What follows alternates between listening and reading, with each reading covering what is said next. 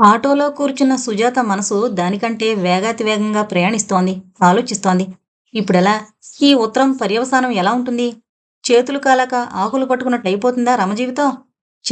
సుందరతో చర్చిస్తే ఏదైనా మార్గం ఆలోచిస్తాడేమో! ఆలస్యం జరగదలుచుకుంటే ఇలాగే ఏదో ఒకటి అడ్డం తగులుతుంటుందేమిటి? తన మీద తనకే చాలా కోపమొచ్చింది సుజాతకి. ఇప్పుడేమనుకుని లాభం? ఆ ఉత్తరానికి ఆ సురేష్ బదులు చెప్పడానికి అవతల వాళ్ళు చూస్తారు. ఇక్కడ సురేష్ ఉత్తరాల డబ్బా ఆత్రంగా చూసుకుంటూ ఉంటాడు. వెంకటేష్‌ని నా కోసం ఎవరైనా వచ్చి వెళ్లారా అని గోటాయించి అడుగుతూనే ఉంటాడు. ఏంటో ఆలోచనల అలజడి ఆమె మెదడుని మొద్దుబారేలా చేసింది. అమ్మా ఇదే కదూ! అని గేటు పక్క ఆటో ఆగేదాకా ఇల్లు చేరడం తెలీలేదు. ఇక్కడ దిగేస్తాలే అంటూ దిగి మీటర్ మీద ఓ 10 రూపాయలిచ్చింది. వద్దమ్మా అన్నాడు వాడు. అరే వింతగా ఉందయ్యా! ఉట్టి అమాయకుల్లా ఉన్నావ్. మీటరేసుకోగానే తెలిసింది. బ్రతక నేర్చిన వాడివి కావని.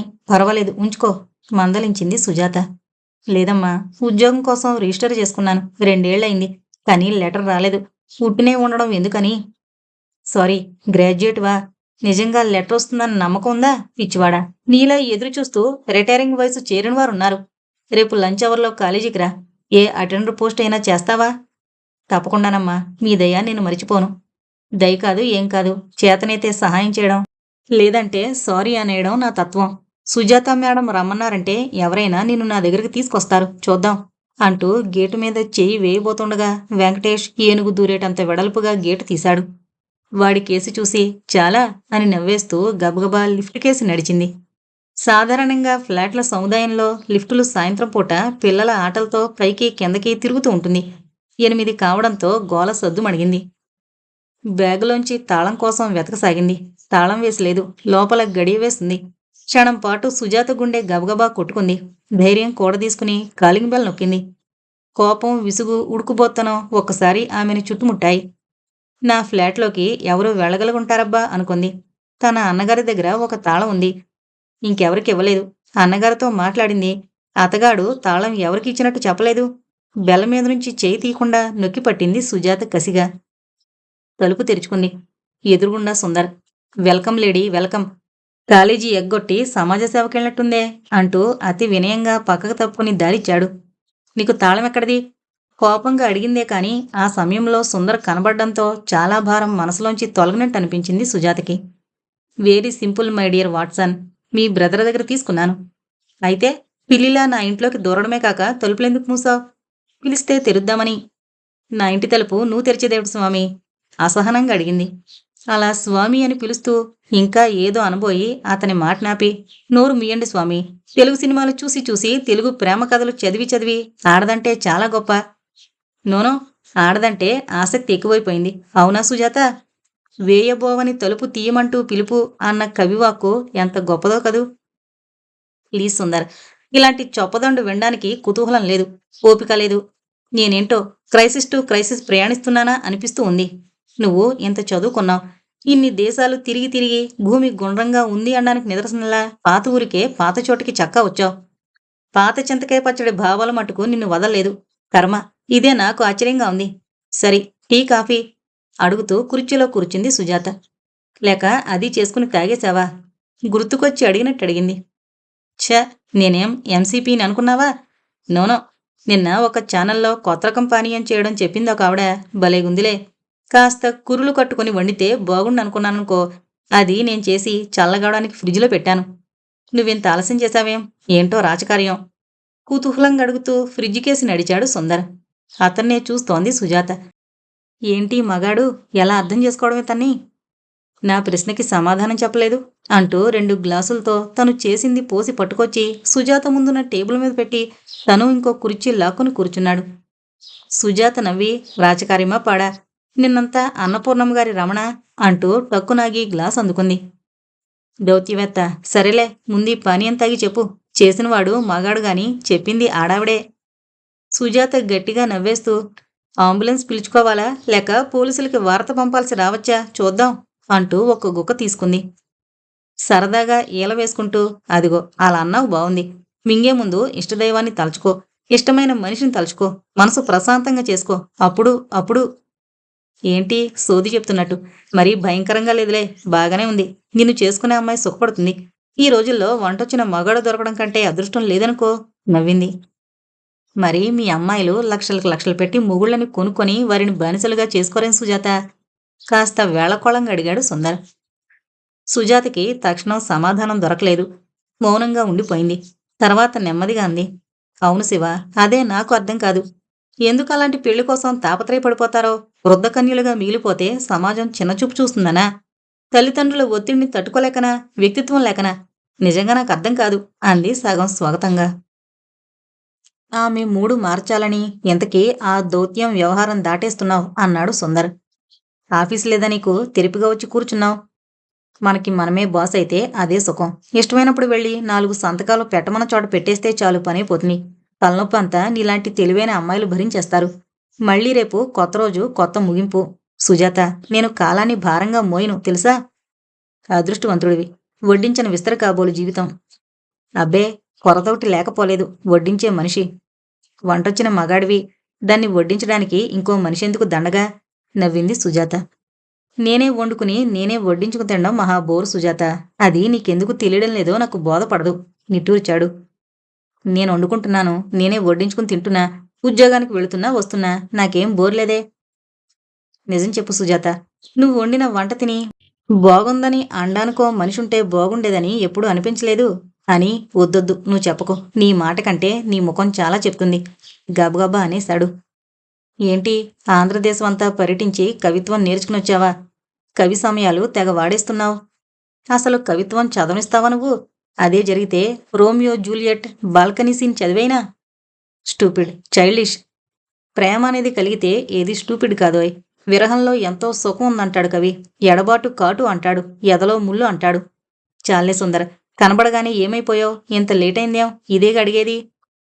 స్టాపిట్ సుజాత, మరీ అంత వాస్తవంలోకి దిగిపోకు. ప్రేమంటే ఎందుకు నీకింత లోకువా? నాకు తెలిసి నిన్ను హైస్కూల్ నుంచి ప్రేమిస్తున్నానే. ఎప్పుడైనా ఒక్కసారి, ఒకే ఒక్కసారైనా సుందర్, చాలా రోజులైంది కనబడి అన్నావా? లేదు. అంత దూరదేశాలు తిరుగుతావు, నాకొక్క ఉత్తరమైన రాయవేం అని అడిగావా? లేదంటే నీ హృదయానికి ఇంకా ప్రేమగాయం తగల్లేదు. అది వచ్చిన ఇబ్బంది అన్నాడు చాలా ముభావంగా. ఆ, ఈ పూట అదే చూసొస్తున్నా సుందర్. ప్రేమగాయం కాదు, పెళ్లిగాయం. పెళ్లిగాయమా? ఇక్కడ అన్నపూర్ణ గారి పెళ్లిగాయం, అక్కడ సుశీల నా కొలిగు పెళ్లిగాయం. దానిలో నాకేం గొప్ప ప్రేమ కనపడలేదు. అతి ఎక్కువ నిర్లక్ష్యం కనిపించింది. అన్నపూర్ణ మొగుడు నన్ను చూస్తే ముఖం మాడుచుకుంటాడు. తుమ్మల్లో పొద్దుగూకినట్లుంటుందా ముఖం. అరే, ఆ పెద్ద మనిషిని నాకు పరిచయం చేయి. నేను ఆ విద్య నేర్చుకుంటా నవ్వేశాడు. మీరిద్దరూ కలుసుకున్నా లాభం లేదు ప్రేమిక. అతగాడు పైవాళ్లకి వెన్నముద్ద, పెళ్ళం పిల్లలకి పిడురాయి. సుజాత కూడా నవ్వేసింది. పిరికివాడన్నమాట. కాక, పెళ్ళం మీద చేసుకునే మగవాడు పిరికివాడే కాదు, న్యూనతాభావంతో బాధపడే రోగి. నువ్వు ధైర్యం చేసి ఆస్పత్రికి తరలించు, బాగుపడతాడు. అబ్బా, వస్తాడా? పౌరుషం అడ్డొస్తుంది మీ మగాళ్ళకి. మానసికంగా సంసారంలో కుంగి కుసించిపోయేది ఆడదే. మగాడి పొరువుకి డోకా లేదు. నాకో సూక్తి గుర్తుకొస్తోంది. వాద వివాదాల్లో గెలవలేనని అనుకునేవాడే సాధారణంగా ముందు కర్ర తీస్తాడు. సింపుల్. నా ముఖంలాగుంది. అయితే బాగానే ఉందన్నమాట. గుడ్. కానీ సుజాత, స్త్రీ మనస్తత్వం అంచనా వేయడం చాలా కష్టం సుజాత. మహామహులైన వేదాంతులు, కవులు, గాయకులు, మేధావులు స్త్రీ మనసులో ఏముందో, ఏమనుకుంటుందో గ్రహించలేకనే కదా నానా విధ కావ్యరాజాలు, కవితలు ఆమెపై వెళ్ళి నా వంటి వారి మతులు పోగొట్టారు. ప్రేయసి అంటే నీకు తిట్టులా వినిపిస్తోంది. అదే ఏ కాలేజీ అమ్మాయినో అంటే ప్రేమించేశాడు అనుకుంటుంది. ఇదే ఏ గృహిణ చెవినో తాగితే అయ్యో, మా వారు ఒక్కసారైనా ఇలా అనురాగంతో పిలవరే అనుకుంటుంది. అవునా? నువ్వు కొట్టిపారేయకు, నేను నమ్మను అన్నాడు శివ. స్టాపిట్, నిట్టూర్చింది సుజాత.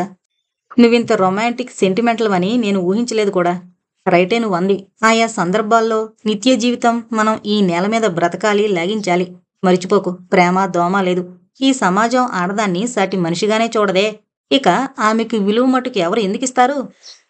సుజాత, ఆడది ఆదిశక్తి, సృష్టికి మూలం. ఆడది లేందే ఈ ప్రపంచమే లేదని తెలియని మూర్ఖుడు కాదు మగాడు. కాని ఏం చేస్తాడు? ఆడది నన్ను నువ్వు గౌరవించు అడిగిందా? నేను నువ్వు సమానం కాదా అని నిలదీసిందా? అంటే అలా నిలబడి అడిగితే 50-50 అని ఒప్పేసుకుంటారా? ఆశ్చర్యం ప్రకటించింది సుజాత. ఒప్పుకోని చోట మీ ఆడాళ్ళు తలగడం దేనికో. ఇది మరీ బాగుంది. ఆడది ఎప్పుడు స్వేచ్ఛగా ఉంది శివ. తండ్రి, అన్నదమ్ములు, భర్త అంతా ఆమె శ్రమశక్తిని దోచుకున్నారే గాని ఆమెనో వ్యక్తిగా ఎప్పుడైనా చూసారా? పుట్టి పురాణం కబుర్లు చెప్పకు. ఈ వర్తమానం గురించి మాట్లాడు. ఆడపిల్లకి పెళ్లి చేయడమే బాధ్యత. తర్వాత ఆమె ఏదైనా అదామె తలరాత. పుట్టింటి గౌరవం పోకుండా అత్తింట చచ్చినా గౌరవమే. పిల్లల్ని మోసి కని పెంచి పెద్ద చేసి ఆనందిస్తుందా బానిస బ్రతుకులోనే. కాని ఆమెకు చివరికి మిగిలేదేంటి?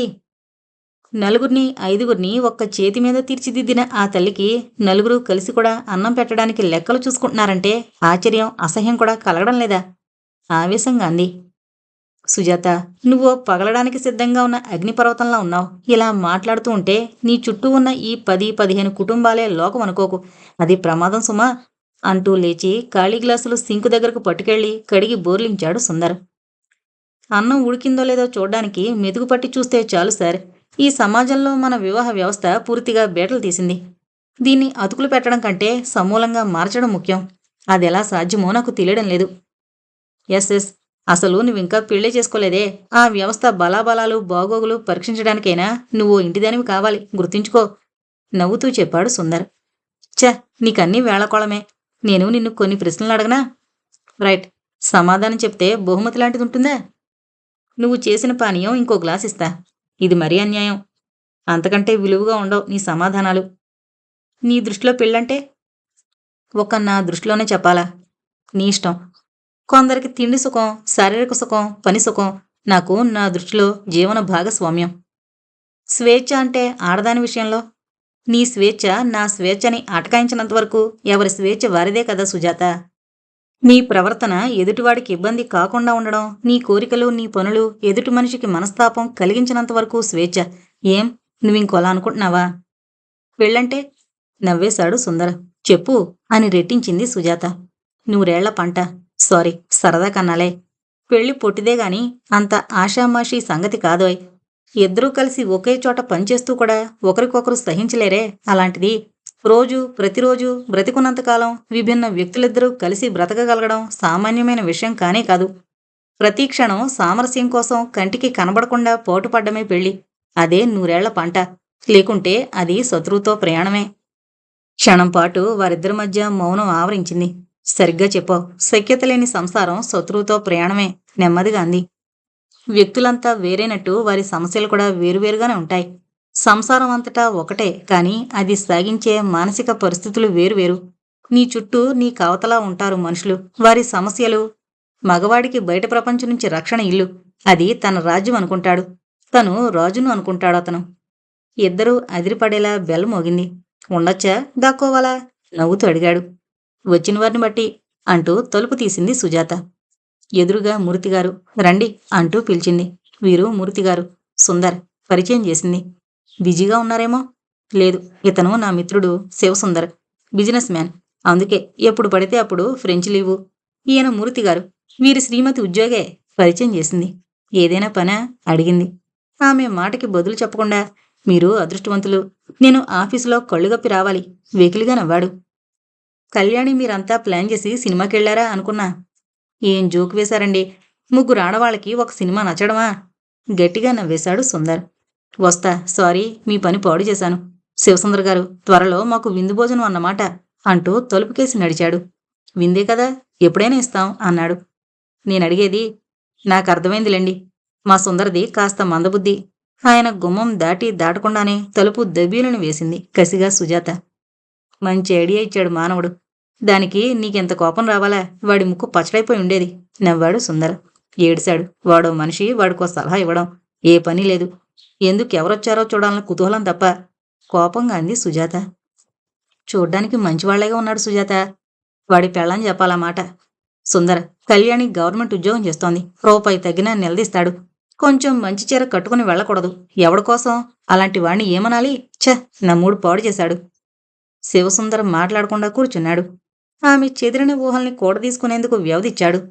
అటు ఇటూ తిరుగుతూ చటుకునాగి సుందరి ఎదురు కుర్చీలో కూర్చుంది. సుజాత కొద్ది క్షణాల పాటు మౌనంగా ఉండిపోయింది. ఆలోచనల అల్లిబిల్లి పరుగులు కాస్త కూడదీసుకుని, నేను మరిచిపోయాను. అన్నయ్యకి ఫోన్ చేశాను నిన్ను రమ్మనమని. అన్నీ సమస్యలే ఎదురవడంతో ఆలస్యం చేశాను సుందర్. నీకు అన్నయ్య చెప్పాడా? నువ్వు వెళ్ళిపోయావన్నాడు. నయం, నువ్విక్కడ దొరికావు.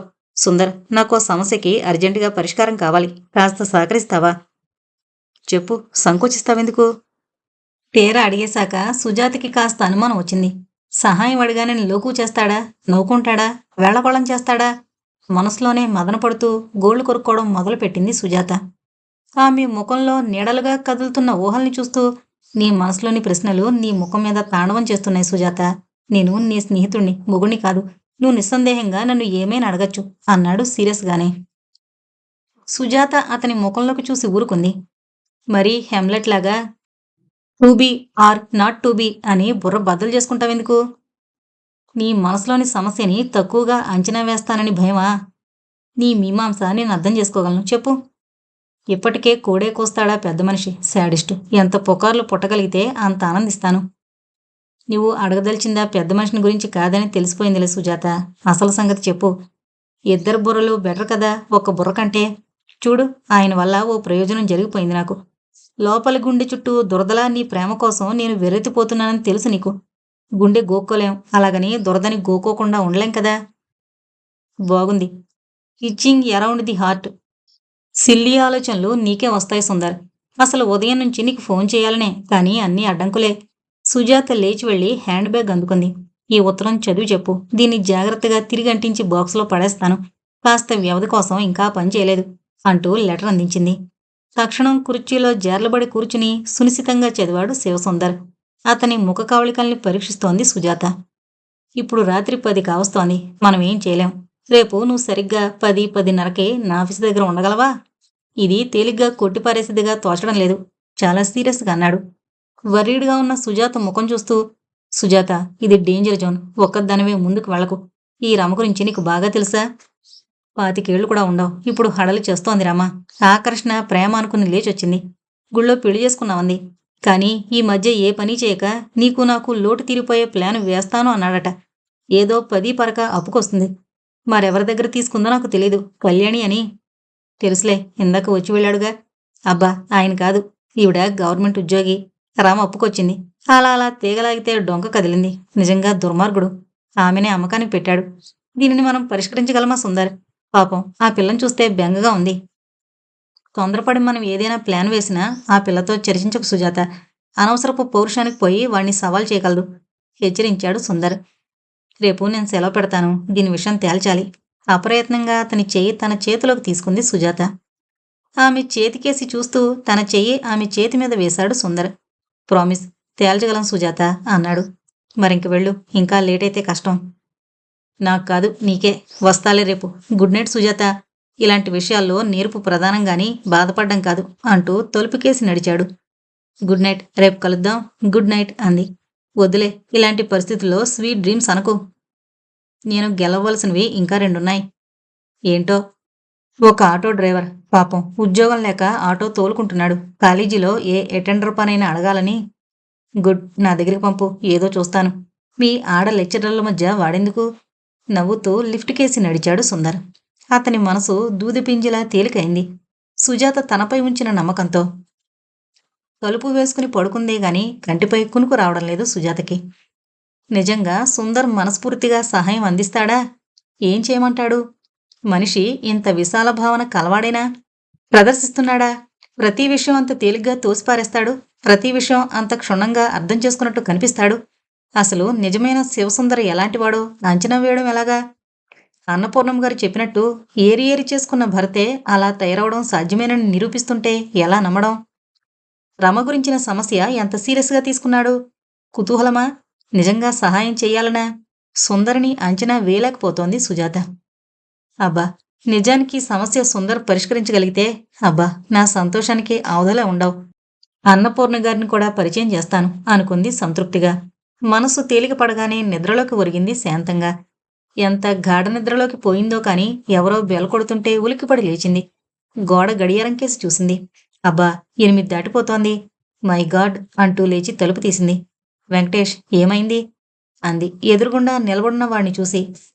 కాస్త లోపలికి రానివ్వండమ్మా అంటూ 2 అడుగులు ముందుకొచ్చి, అమ్మా, నిన్న రాత్రి ఎవరో 2 వచ్చారమ్మా. వారిని తీసుకుని డాబా మీద పార్టీ అన్నాడు. నేను అన్నీ సర్దాను, కానీ వారేదో మాట్లాడుకున్నారు. నాకు అర్థం కాలేదు. వారు కొత్త మనుషులమ్మా. వారిని ఓ ఆటోవాడు తీసుకొచ్చాడు. వాడు చెప్పాడమ్మా, నిన్న మిమ్మల్ని ఇక్కడ దింపాడట. నేను చూడలేదు, కానీ వాడు నన్ను చూశాడమ్మా. నేను మీరింకా కాలేజీకి వెళ్ళలేదు, చూసొస్తానని చెప్పాను. ఉండమన్నా అమ్మా. వెతకబోయిన తీగ సామెత గుర్తుకొచ్చింది. వెంకటేష్, నా కాలేజీ నెంబర్ తెలుసుగా, ఫోన్ చేసి నేను ఈరోజు సెలవు అని చెప్పు. ఆటో అతని పేరు భాస్కర్ అని చెప్పినట్టు గుర్తు, ఉండమను, నేను బయటకు వెళ్ళాలి అంటుండగానే వెంకటేష్ బయటకు నడిచాడు. చూడు వెంకటేష్, సురేష్ని చూస్తూ ఉండు, మర్చిపోకు సుమా. అలాగే, మీరు మళ్ళీ మళ్ళీ చెప్పనక్కర్లేద్దమ్మా, ఆడితో దోస్తుగానే ఉంటున్నా నవ్వి చక్కా పోయాడు. సుజాత చాలా అర్జెంటుగా స్నానం చేసి డ్రెస్ అయింది. రాత్రి కూడా సుందర్ స్పెషల్ తప్ప ఇంకేం తినలేదు. బత్తాయి రసం ఉంది. 2 బిస్కట్లు, ఓ గ్లాసుడు జ్యూసు అందుకుని టిఫిన్ పార్ట్ ముగించింది. అమ్మ చేసిన అలవాటు, పొద్దున్న ఏమీ తినకుండా బయటికి వెళ్ళకూడదు అని ఎలా పందం పట్టేది? నవ్వుకుంది సుజాత. నిజంగా అమ్మ లేకపోయాక ఇక పుట్టిల్లే లేదు. వెళ్ళినా అది అన్న ఇల్లు అనుకుంటూ కాస్త ముఖం అద్దంలో చూసుకుంది. కానీ కనపడినట్టు లిప్స్టిక్ వేసుకుని చెవి వెనక కాస్త సెంటు స్ప్రే చేసుకుంది. కాస్త హీలున్న షూస్ తీసి తొడుక్కుంది. ఏంటో కాలేజీలో అంత వయసులేని లెక్చరర్ కూడా కట్టుబాట్లు అనుకుంటూ లైట్లు ఫ్యాన్స్ ఆపి ఒకసారి చుట్టూ కలి చూసి అలాగే పర్సు కూడా తెరిచి చూసుకుంది. దానిలో డబ్బులు లేకపోతే అన్నట్టు నిన్న కదా జీతం తీసుకుంటా, ఏంటో బుర్ర సవ్యంగా పనిచేయడం లేదు అనుకుంటూ వీధి తలుపు లాగి మూసింది, లాక్ చేసింది. లిఫ్ట్ కేసి నడుస్తుంటే 2-3 ఓసారి తిరిగి చూశారు, గమనించకపోలేదు. నిన్న రాత్రి కళ్యాణి మొగుడుగారి ప్రభావం కాబోలు అనుకుంటూ లిఫ్ట్లో ఎక్కేసింది. దానిలో ఉన్నాడు సురేష్. మొదట నివ్వెరపోయినా సర్దుకుని చిరునవ్వు తెచ్చుకుంటూ రమ బాగుందా పలకరించింది. గ్రౌండ్ ఫ్లోర్ బటన్ నొక్కి. బద్ధకం బలిసిపోయిందండి, పనా పాట, అందుకే గట్టిగా ప్రయత్నం చేస్తున్నా, తనకేదైనా జాబ్ చూడాలని అన్నాడు చాలా ఉత్సాహంగా. గుడ్. ఎలాంటి ఉద్యోగం చేస్తానంటుందో అడిగారా? దొరికింది చెయ్యాలి, మనకి కావాలంది దొరకాలిగా. లిఫ్ట్ తలుపు తెరుచుకుని బయటికి నడిచింది. మీకు ఈరోజు కాలేజీ లేదా? కాలేజీ ఉంది, నేనేం వెళ్ళడం లేదు. నవ్వి గేటు దగ్గరకు వచ్చిన ఆటో ఎక్కింది సుజాత. గుడ్ మార్నింగ్ మేడం, మీ వాచ్మెన్ చెప్పాడు ఉండమన్నారని. ఈరోజు సెలవు పెట్టా. నువ్వు కాలేజీకి వెళతావో ఎలాగా అనుకుంటుండగా నువ్వు కింద ఉన్నావన్నాడు భాస్కర్. నీకు ఈరోజు మంచి ఉద్యోగం ఇచ్చే వ్యక్తిని పరిచయం చేస్తాలే, త్వరలోనే నీకు ఉద్యోగం ఇప్పిస్తాడు అంటూ వెళ్లవలసిన ఆఫీసు కాంప్లెక్స్ చెప్పింది. అదిగో ఆ రైట్ సైడ్ ఆగు అంటుండగానే శివసుందర ఆటో పక్కన ప్రత్యక్షమై మీటర్ వంగి చూస్తున్నాడు. వద్దు సార్, మేడం అంటున్న వాడిని చూసి, ఓ ఆ జాబు క్యాండిడేట్ నువ్వేనా అంటూ పర్సులోంచి తన కార్డు తీసిచ్చి, ఈ కార్డు పట్టుకుని నా పిఏ ఉంటుంది, నీ వివరాలు చెప్పు, కేర్ ఆఫ్ సుజాత అన్రాయ్, ఎవరో నేను మర్చిపోకుండానయ్యా అంటూ ఓ 50 రూపాయల నోటు వాడికిచ్చి, వెళ్ళు, నేను మీ దింపేస్తాలే. వాడు చిల్లర వెతుకుతుండగానే సుజాతని తన కారు కేసి నడిపించాడు. కారు చూస్తుండగానే కదిలిపోయింది. అటే చూస్తూ ఉండిపోయాడు ఆటో భాస్కర్. నువ్విచ్చిన ఉత్తరానికి కాపీ తీసి తెలిసిన ఇన్స్పెక్టర్ గారికిచ్చాను. మనం వచ్చి కలుస్తామని, అన్నీ నువ్వు వివరంగా చెప్తావని చెప్పాను. మనం తర్వాత ఏం చెయ్యాలన్నది ఆయన చెప్తారు, ఓకే? కారుని నేర్పుగా పార్కింగ్లోంచి తీసి ట్రాఫిక్తో కలిపాడు సుందర్. థ్యాంక్యూ సుందర్, నేను ఈరోజు ఆలస్యంగా లేచాను. ఇంకా ఏదో అనబోతున్న ఆమె మాట కడ్డొస్తూ, కానీ నేను ఫోన్ మీద చాలా పనులు చక్కబెట్టాను అన్నాడు నవ్వుతూ. నేనలా చేయలేను, ముఖం చూస్తూ గాని ఏ సంగతి చెప్పలేను. వారి ముఖాల్లో భావాల కదలిక స్పష్టంగా తెలిసిపోతుంది నాకు. ఈ ఆటోవాణ్ణి నమ్మకంగా పనిలో పెట్టగలనన్న విషయం అలాగే గ్రహించావా? అవును, మీటర్ వేశాడు, 10 రూపాయలు పైనిస్తే వద్దన్నాడు. బిఏ పాస్ అయ్యాడట. కాల్ లెటర్ కోసం 4 ఏళ్ల నుంచి ఎదురు చూస్తూనే ఉన్నాడు. ఎంతకంటే ఏం కావాలి? నమ్మవచ్చు అన్నదానికి సరే, నాకు ఆకలిగా ఉంది అంది సుజాత. అయితే హోటల్కి పోదాం, పబ్లిక్ ప్లేస్లోనే సేఫ్గా రహస్యాలు మాట్లాడుకోవచ్చు అంటూ కారు ఓ హోటల్ కాంపౌండ్లోకి తిప్పాడు. ఏం తింటావ్? అదే, నన్ను కాకుండా. అతని ముఖంలోకి కోపంగా చూసింది. విషయం సీరియస్ కదా, కారంగా ముందు తినేద్దాం, తర్వాత నువ్విలా నాతో ఉండడం నాకిష్టంగా ఉంది కనుక స్వీటు, సరేనా అంటూ వచ్చిన బేరర్కి ఆర్డర్ ఇచ్చాడు. ఇప్పుడు చెప్పు, మనం ఇచ్చిన ఆర్డరు మనం మర్చిపోయేదాకా వీడు తేళ్లే. ఈ రోజు ఉదయం 2 నెక్కించుకుని వచ్చినవాడు ఈ ఆటోవాడే. సురేష్ వాళ్ళని కలుసుకుని నడుచుకుంటూ దూరంగా తీసుకుపోయాడని వాచ్మెన్ చెప్పాడు. నేను వీడిని ఏమీ అడగలేదు, కానీ నాకేమైనా ఉత్తరం వచ్చిందంటూ తెగ అడుగుతున్నాడా సురేష్. నేనా ఉత్తరం చదివాక బేరం కుదిరిందని నమ్ముతున్నాను. వాళ్ళు శుక్రవారం తప్పకొస్తారు. వాళ్ళని సురేష్తో సహా పట్టుకునే పని పోలీసులది. నువ్వు ఈ సంగతి మర్చిపోకు సుజాత. నువ్వక్కడ తలదొరచకూడదు హెచ్చరించాడు. మరి రమ నా దగ్గరకొస్తే? రాదు, రాకుండా చెయ్యాలి. అంతేకాదు, ఆ అమ్మాయి అసలు ఫ్లాట్లోనే ఉండకూడదు. తిను, ఏదో దారి దొరకపోదు. మనం ఇన్స్పెక్టర్తో మాట్లాడతాం కదా, అనుమానాలని తీర్చుకుందాం. కాసేపు ఇద్దరూ మౌనంగా తినడం ప్రారంభించారు. సుజాతకి సడన్గా ఏదో జ్ఞాపకం వచ్చి సుందరి చెయ్యి మీద తన చెయ్యి వేసింది. తక్షణం చిలిపిగా ఆమె కళ్ళలోకి చూస్తూ, ఏదో అడగాలి కాబోలు. అవును సుందర్, వాళ్ళ అమ్మాయిని ముందుగానే తీసుకుపోతే ఇందాక సురేష్ కలుసుకున్నాక డబ్బు తెచ్చేసుంటే. ప్లీజ్ సుజాత, అయితే గీతేలకి చోట్లేదు. మనం తిన్నగా రంగంలోకి దిగేశాం కదా. నీకు ఈ లోకం తెలీదు సుజాత. చీకటి ప్రపంచం ఏలేవాళ్ళు, ఆ అమ్మాయిలతో వ్యాపారాలు చేసేవాళ్ళు ఎంతెంత పోటీ పడతారో ఊహించుకోలేవు. బహుశా లోకల్ బ్రోకర్లు కావచ్చు. లేకపోతే ఏ పింపుగాడో సరైన కేసు దొరికితే స్వంతంగా వ్యాపారం పెట్టుకోవాలని అనుకుంటుండొచ్చు. నువ్వు ముందు తిను, తిన్నగా పోలీస్ స్టేషన్కి వెళదాం అన్నాడు. రమకి గట్టిగా చెప్పాను, అతనికి అనుమానం రానివద్దని. గుడ్, ఇంకీ వర్రి నాకు వదిలిపెట్టు ప్లీజ్ అంటూ ఆమె చేయి నొక్కాడు. కారు మళ్ళీ ట్రాఫిక్లో పడింది. డీఎస్పీ గారి కాంపౌండ్లో కారాపాడు. దిగు అంటూ తలుపు తెరిచి పట్టుకున్నాడు. ఎందుకంత భయం సుజాత? పోలీస్ స్టేషన్కి వచ్చే వాళ్ళంతా నేరస్తులు కారే. నవ్వుతూ ఆమె చెయ్యందుకుని లోపలికి నడిచాడు. కబురంపగానే లోపలికి పిలిచారు. Good morning sir. Welcome, be seated అని ఇద్దరికీ కుర్చీ చూపించారు డీఎస్పీ రెడ్డి గారు. ఎంతో సునాయాసంగా ఘరానా క్రూక్స్ని పట్టే అవకాశం కలిగించావు శివసుందర్. నీకు తెలుసో లేదో, ఈ ముఠా కోసం 3 ఏళ్లు బొంబాయి పోలీసులు మేము వలపనుతూనే ఉన్నాం. ఇప్పటికా పెద్ద చేపలు పడే అవకాశం కలిగింది. ఒక గట్టి ప్లాన్ వేశాం. నీకు వివరంగా చెప్పడం లేదు శివసుందర్. దానికి చాలా గట్టి కారణాలున్నాయి. ఏమాత్రం అనుమానం కలిగినా వాళ్ళు పలాయనం చితకిస్తారు. మేం మీ పని చేస్తాం. మీరు ఆ రమ అని చెప్పారే, ఆ అమ్మాయిని తప్పించాలి. లేకపోతే సాక్ష్యం కోసమైనా ఆమెని మేం కస్టడీలోకి తీసుకోవాల్సి వస్తుంది. ఆ పని మీ శ్రీమతి గారికి అప్పగించండి. సుజాత కేసి చూస్తూ చెప్పాడు రెడ్డి. సార్, ఏదో చెప్పబోయింది సుజాత. మీకేం భయం లేదమ్మా. ఆ పిల్లని ఆ ఫ్లాట్లలో ఎక్కడ ఉంచకుండా చూడండి అంతే. తర్వాత సంగతి అప్పుడు చూసుకోవచ్చు. మీ అభిప్రాయం ఏమిటి? సుందర్ కేసి చూస్తూ అడిగారు. సుజాత సుందరం ముఖంలోకి చూసింది. అతని కళ్ళు చిలిపి వెలుగుతో మెరుస్తున్నాయి. ఏం పర్వాలేదు. ఈమె కాలేజీ లెక్చరరు. ఎప్పుడూ వయసు పిల్లలు చుట్టూ ఉంటూనే ఉంటారు. ఎలాగో చేస్తుందిలేండి. తర్వాత మేమేం చెయ్యాలి? అదే వద్దు. మీ పనుల్లో మీరు నార్మల్గా ఉండండి. నార్మల్గా ప్రవర్తించండి. ఏదో జరిగిపోతుంది అన్న ఆరాటం వద్దు. అదే నేను చెప్పేది. వెల్ అంటూ పనైపోయిందని సూచించారు డీఎస్పీ గారు. సుందర్ అతనితో పాటు సుజాత లేచారు.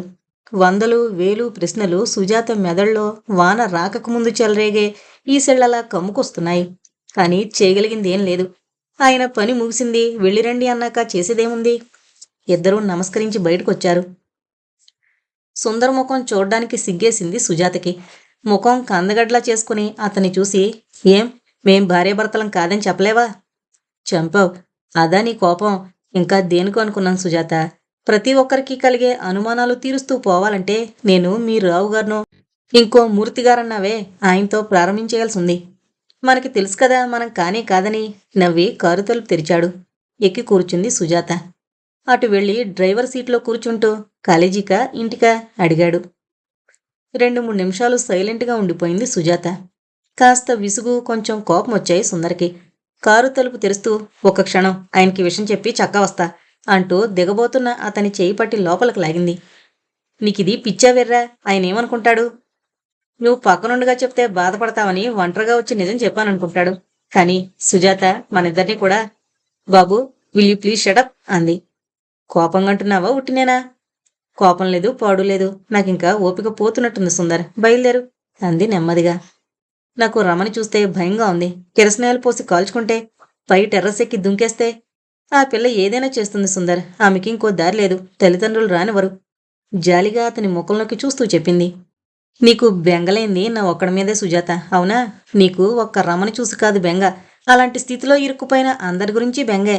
భర్త చేత పిల్లల కళ్ళెదురుగా తన్నులు తినే అన్నపూర్ణగారంటే బెంగ.